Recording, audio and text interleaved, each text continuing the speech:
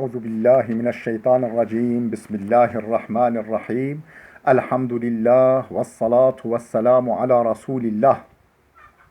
Değerli arkadaşlar, Muhammed Ali Es-Sabuni'nin Et-Tefsirul Vadihul Muyesser adlı eserinden El Furkan suresi 61-77. ayetlerinin tefsirinden 3. dersimizi yapmak üzere birlikteyiz. Geçen dersimizde 69. ayetin başına gelmiştik. Ne buyuruluyor bu 69. ayet-i kerime? Buyuruyor ki yudâ'af lehul azâbu yevmel kıyameti ve yahlut fihi muhana. Efendim yudâ'af lehul azâbu.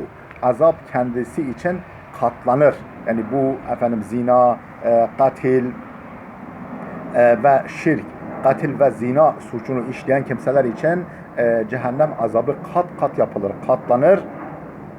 Yevmel kıyameti, kıyamet günü ve yahlut fihi muhana ve orada hor ve hakir içerisinde çok uzun zaman cehennemde kalır bu suçu işleyen kimseler. Şimdi cehennem azabı nasıl katlanır? Yani diyelim ki suç bir olduğu halde nasıl cehennem azabı kat kat yapılır? Bu iki türlü anlaşılabilir. Birincisi bu suçlar yani bütün diğer günahların anası niteliğindedir. Başka günahlar, başka suçlar bunlardan dallanıp budaklanır. Dolayısıyla hem bu ana günahın cezası verilir hem de o ana günahtan dallanıp budaklanan ve yansıyan, yankılanan başka günahların cezası da verilir. Böylece o günahın cezası kat kat olmuş olur. Mesela şöyle bir örnek verelim. Allah korusun. Diyelim ki bir insan bir katil işledi. Yani bir adam öldürdü, cana kıydı. O sadece cana kıymakla kalmıyor. O bazı yüreklere, hanelere, toplumlara ateş düşürüyor. Diyelim ki eşi dul kalıyor, yavrusu yetim kalıyor, anne babasının yüreği yanıyor. Toplumda fitne ateşlenmiş oluyor. Fitne ateşi tutuşturulmuş oluyor. Bazen kan davası baş gösteriyor. Böylece o günah bir gibi görünüyorken aslında çok sayıda günahı beraberinde getiriyor. Dolayısıyla onun cezası da azabı da kat kat verilir. Zina da öyle, şirk de öyle. Şirk mesela diyelim ki birisi Allah'a ortak koştu. Herhangi bir varlığı, nesneyi tanrılaştırdı. Bu ne demek? Bütün Allah'ın güzel isimlerine hakaret demektir. Ondan sonra bütün kainata, bütün varlıklara hakaret demektir. Onların değerini düşürmek demektir. Vesaire. Yani günah hani derler ya şişedeki gibi durmaz. O günah kalpteki gibi durmaz. İşlendiği zamanki haliyle durmaz. Yankısı, yansıması uzar gider, devam eder gider. Dolayısıyla onun cezası da öyle kat kat verilir. Bu birincisi. Birinci yorum. Başka bir yorumda öyle hisseder. O azabı öyle hisseder. Sanki aslında ceza bir tanedir ama hani derisi yandı cehennemde insanın derisi, eti yandıkça yeni bir deri, yeni bir etle yeniden diriltilir, canlandırılır ve böylece azap yani bir azap biter, başka bir azap başlar. Azap bu şekilde ağırlığını, acısını hissettire devam eder gider. İşte azap bu şekilde katlanmış olur. Yudâ'af lehul azabu. Onun için azap katlanır, kat kat yapılır. Yevmel kıyameti, kıyamet gününde ve yahlut fihi muhana ve o azapta hor ve hakir bir şekilde devam eder gider. Yani ölümsüz bir şekilde devam eder gider. Ey yudâ'ifullahu lehul ukubete ve yuhalliduhu fi nari cehenneme muhanen hakiran zelilen. Ey yani yudâ'ifullahu lehul ukubete. Allah onun cezasını, ağır cezasını katlar. Kat kat verir ve yuhalliduhu fi nari cehenneme cehennem azabında eğer hani bu günahları yani şirk zaten şirktir. Diyelim ki katil ve zinayı helal görürse o zaten kafir olduğu için ebediyen sonsuza değin cehennemde kalacaktır. O zaman o buradaki ve yuhlet fihi muhana ve yahlut fihi muhana hur ve hakir olarak orada sonsuza değin kalır. O zaman bu gerçek manasındadır. Efendim eğer yani şirkin dışında katil ve zinayı helal görmüyorsa orada yine cehennemde sonsuza değin kalmaz ama çok çok uzun bir zaman kalır. Yani burada o zaman efendim çok çok uzun zaman kalmaktan kinaya kullanılmıştır bu efendim yahlut kelimesi. Muhanen yani hakiren zelilen. Orada efendim hakir ve zelil olarak uzun süre veyahut da sonsuza değin orada kalır. Ve hâzihil ceraimu selâsu, bu üç büyük günah, bu üç cürüm eşşirku vel katlu ve zina, şirk, katil ve zina ummehatul kebairi. Büyük günahların analarıdır. Büyük günahlar yani beraberinde birçok büyük günahlar getirir. Kema varada an seyyidil beşer min hadisi İbn Mes'ud kal. Nitekim Hazreti Peygamber'den yani seyyidul beşer, bütün insanların efendisi, efendim baş tacı olan Hazreti Peygamber'den nakledildiği üzere İbn Mes'ud tarafından ne buyurmuş İbn Mes'ud? Kultu, diyor ki ben dedim ya Resulallah, eyyü zenbi a'zamu indallah, Allah katında hangi günah daha büyüktür? Kale en tec'ale lillahi nidden ey şeriken, Allah için bir zıt, bir rakip yani bir şerik meydana getirmen, kabul etmen. Ve huve halakake, Allah seni yaratmışken efendim başkası seni yaratmamışken, başkası senin hakkında hiçbir nimete sahip değilken, senin mazhar olduğun bütün nimetlerin sahibi olan Allah'a birilerini ortak koşman. Kultu inne zâlike le'azîm. Dedim ki İbn Mes'ud diyor ki dedim ki ya Resulullah hakikaten bu büyük bir günah. Sümme eyyu, ama sonra hangisi? Kale en taktule veledeke haşyete en yat'uma ma'ake, çocuğunu öldürmen efendim seninle beraber yemek yiyecek korkusuyla, senin yemeğini yani seninle paylaşması endişesiyle çocuğunun canına kıyman, yani yoksulluk korkusuyla çocuğunu öldürmen. Kultu thumme eyyu, dedim ki sonra hangisi? Kale en tuzaniye halilete carike, yani efendim komşunun helalıyla zina etmen, yani komşunun namusuyla haşa zina etmen. Ey tezniye bi zevceti carike, yani komşunun hanımıyla, eşiyle zina etmen. Kale ve nezelet hâzihil ayetu tasdikan li kavli Resulillahi sallallahu aleyhi ve sellem. İşte Peygamber Efendimizin bu açıklamasından sonra bu sözünü tasdik olarak, bu sözünü doğrulayıcı nitelikte bu ayet-i kerime indi diyor İbn Mes'ud. وَالَّذ۪ينَ لَا يَدْعُونَ مَعَ اللّٰهِ اِلَٰهًا آخَرَ. Rahman'ın has kulları öyle kimselerdir ki Allah'la beraber herhangi bir tanrıya, herhangi bir varlığı tanrılaştırıp tapmazlar.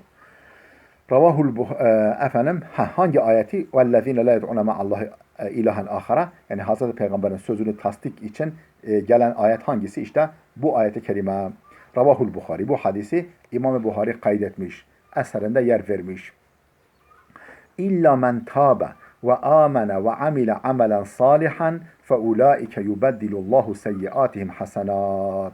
Ancak tevbe eden, illa men tabe, ancak tevbe eden ve amene, iman eden ve amile amelen salihan ve yararlı iş yapan, yararlı işler yapan kimseler hariç.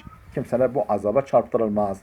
فَاُولَٰئِكَ يُبَدِّلُ اللّٰهُ سَيِّئَاتِهِمْ hasenat. İşte bu kimselerin Allah kötülüklerini iyiliklere dönüştürür. Seyyiatını hasenata dönüştürür. Ve kânallahu gafûran rahîmâ. Allah çok bağışlayıcı ve pek merhamet edicidir. Ve men tâbe ve amile salihan. Kim tevbe edip yararlı işler yaparsa, yani tevbe edip sadece tevbe etmek değil, yani tevbe etmekle kalmayıp aynı zamanda yararlı işler de yaparsa فَاِنَّهُ يَتُوبُ اِلَى اللّٰهِ مَتَابًا.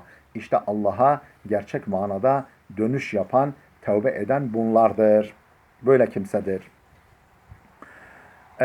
Peki nasıl yani şimdi biraz hafifçe ayet hakkında açıklama yapalım, sonra tefsirimizi okuyalım.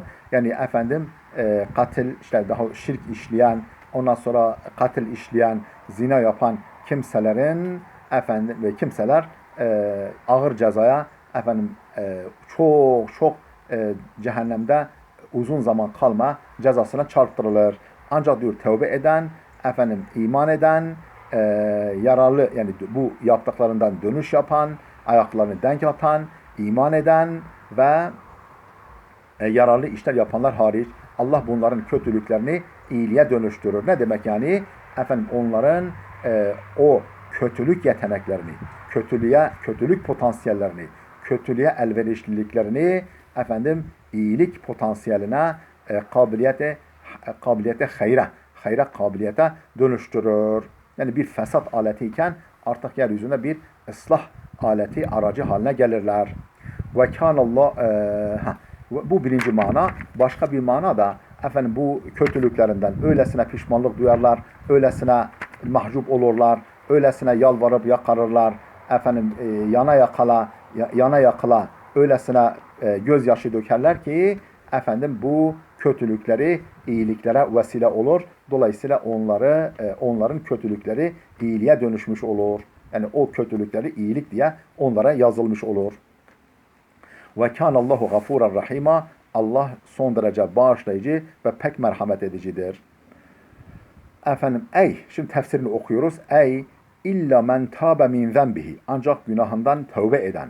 Ve ahsene siratehu ve amelehu. Kendi siret yani gidişatını ve eylemini güzelleştiren kimse hariç. Fallahu yemhu lehu sevabiqa maasihi bit tevbeti. O tevbesi vesilesiyle, tevbesi sebebiyle onun geçmiş yani geçmiş günahlarını mahveder, siler.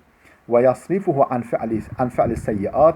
Onu kötülükleri işlemekten çevirir. Kötülük işlemekten çevirir, yolunu değiştirir. İla fi'lil hasenat. İyilik yapma eylemine doğru yönünü değiştirir. Ve anil masiyeti ila ta'a. Efendim isyandan taata. Allah'a karşı gelmekten, emirlerini çiğnemekten taata doğru onu çevirir. Ve anil fucuri ile takva. Günahkarlıktan takvaya onu döndürür. Ve hâzâ kavlu İbn Abbas. Bu İbn Abbas Hazretlerinin görüşüdür. Ve İbn Cübeyr ve Hasan-ı Basri. Bu alimlerin görüşüdür. Ve kîle şöyle de denmiş. İnne seyyiâti nefseha tenqalibu ila hasenatın bit tevbetin nasuh. Bizzat o günahların kendileri nasuh bir tevbeyle, samimi bir tevbeyle efendim hasenata, iyiliklere, sevaba dönüştürülürler. Lima ruye fi sahih an ibn Nebi sallallahu aleyhi ve sellem. Nitekim sahih hadiste Peygamber sallallahu aleyhi ve sellem'e şöyle nakledilmiş. Ennehu kal, şöyle buyurmuş Peygamber. İnni le a'rifu ahira ehlin nar hurucen minen nar. Ben efendim cehennemden en son çıkan cehennemliyi tanırım. Cehennemden en son çıkan cehennemli kişiyi bilirim, tanırım. Ve ahire ehli cenneti duhulen el cennet. Ve en son cennete giren kimseyi tanırım. yu'ta bi raculin feyuqalu i'rudu aleyhi sagaira zunubihi. Böyle bir adam getirilir ve Allah melekler der ki bu adamın küçük günahlarını, bu kimsenin küçük günahlarını ona gösterin, sunun. Feyuqalu amilte yevme keza keza ve keza. Denir ki ona sen falan gün şu günahı işledin ve amilte yevme keza keza ve keza falan gün falan günahı işledin. Feyekulu na'am. Evet der. La yastati'u en yunkira min zalike şey'en. Bu yaptıklarından hiçbir şeyi veya orada yazılı olan hiçbir şeyi inkar etmeye mecal bulamaz, inkar edemez. Ve huve muşfikun min kebairi zunubihi. Aslında bir de bilinç altında efendim büyük günahlarından korku taşımaktadır. Bu daha küçük günahlar kendisine gösterilen, bir de büyük günahların olduğunu da bilir. Onlardan endişesi var.